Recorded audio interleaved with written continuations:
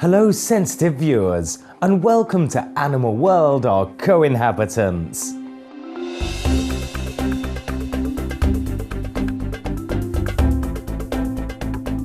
On today's program, we present the first of a three-part series featuring Sonia Fitzpatrick, one of the most widely recognized and respected telepathic animal communicators in the world. She has worked with clients from around the globe, including Hollywood actress Tori Spelling and vegan talk show host and actress Ellen DeGeneres, and is the author of several popular books, including What the Animals Tell Me and Cat Talk, The Secret of Communicating with Your Cat. Ms. Fitzpatrick also hosts a weekly call-in radio show called Animal Intuition on Sirius Satellite Radio, and previously hosted a series on the television channel Animal Planet called The Pet Psychic.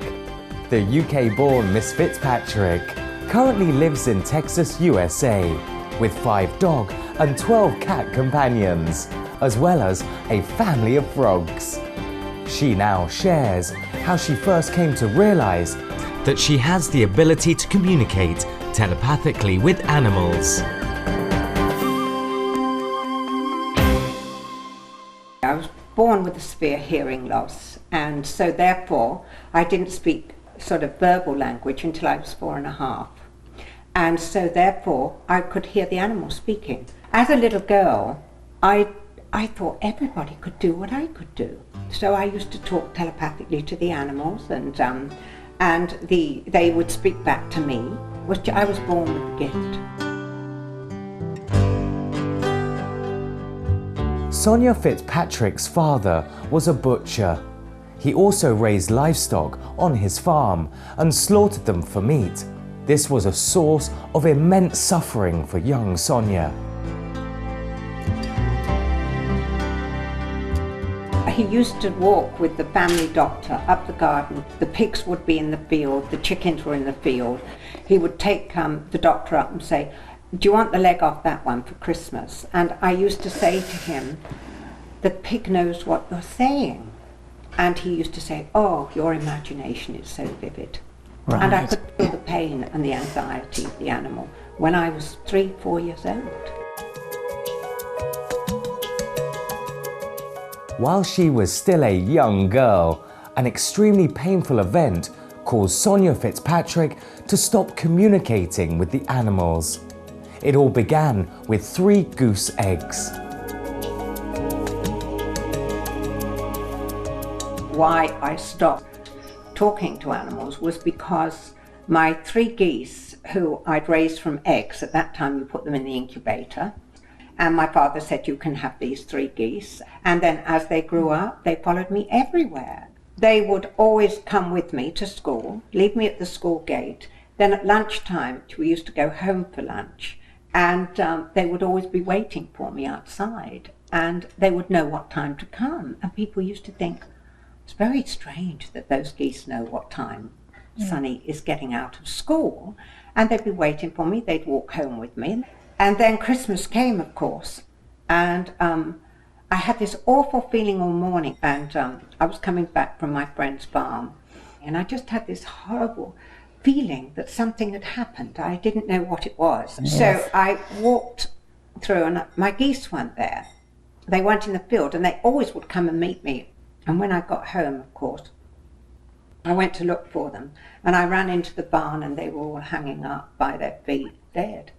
And that was so traumatic for me as a little girl, because I really loved them. And I went in for lunch, and there was my goose on the dining room table, one of them. After that, I think the only way I could survive was by not talking to animals ever again, in that very special way, which I could talk to them. It was too painful. So that's when I started. It was many years later that Miss Fitzpatrick began to talk telepathically to the animals once again. She had a moving experience which confirmed that her life's mission is to communicate with animals. thoughts about them? When we were teaching etiquette, my daughter and I were in the studio, and I sat down one day and I thought, I'm not really happy doing this.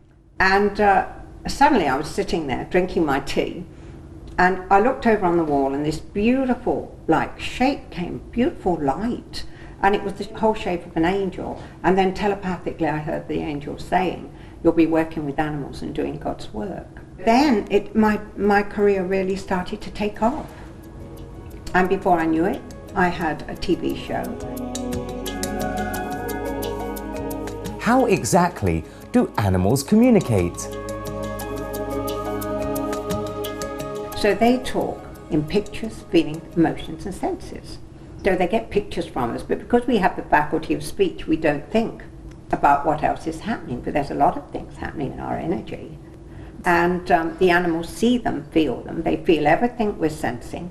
When I'm talking to an animal or I tune into an animal, I immediately start to feel and sense it. I get a feeling of love, or they're disturbed, or there have been times when they've been happy, and the language is so fast, telepathic language, boom, boom, boom, boom, boom, like that.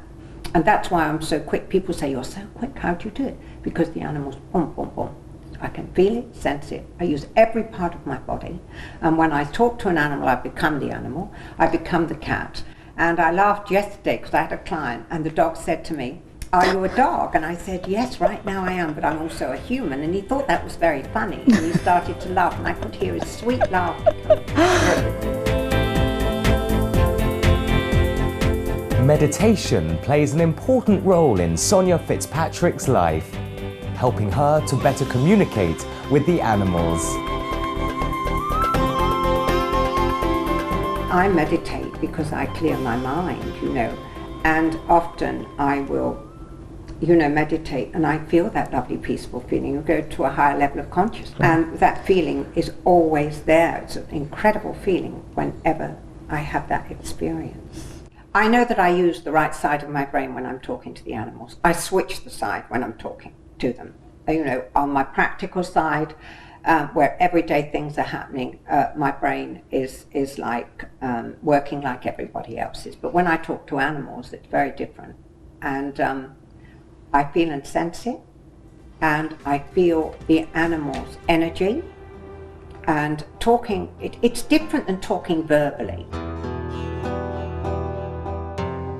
Through her communications with animals and other beings, Ms. Fitzpatrick has gained a deeper understanding about how our world and the universe operate. She believes that we must respect everything here on Earth. Everything serves a purpose in the universe. And now it's out of balance, cutting trees down. That people have no respect and don't understand trees, that they have consciousness, that they help us breathe, and people just don't think about that. It doesn't occur to them. Cut a tree down, nothing more.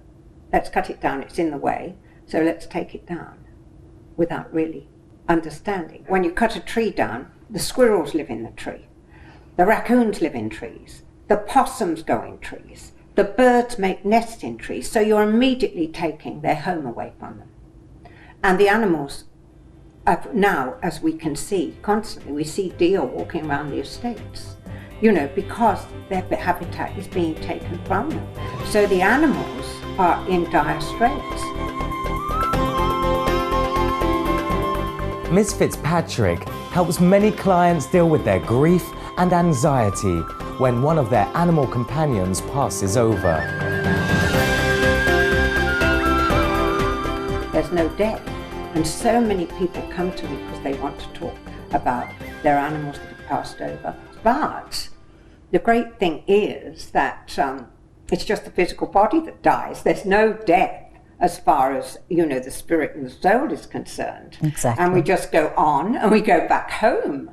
And you're at peace, and there's just love and peace. And I have that incredible feeling of consciousness when I go into that spiritual realm, because we're much more than a physical body. And my energy body goes in and out all the time. So when I'm over the other side, I feel I have 1 foot in the spirit world and 1 foot in the physical world. And the animal will come through, he's around and with the person anyway. And often people will say, I can't tell you how much better that's made me feel, because they don't know where their animal is, they don't know where it's gone, they don't know.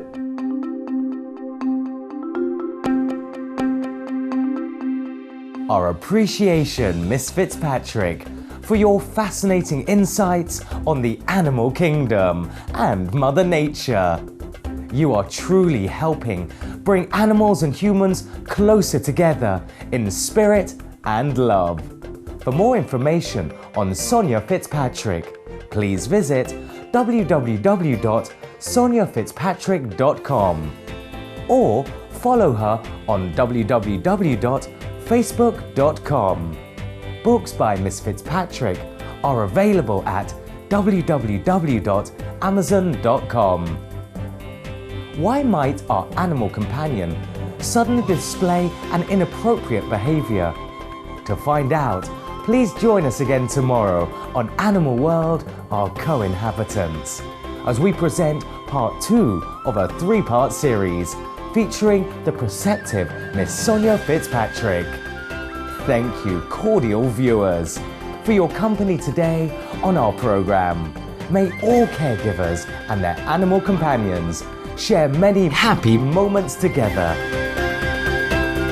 For more details, please visit www.suprememastertv.com/AW.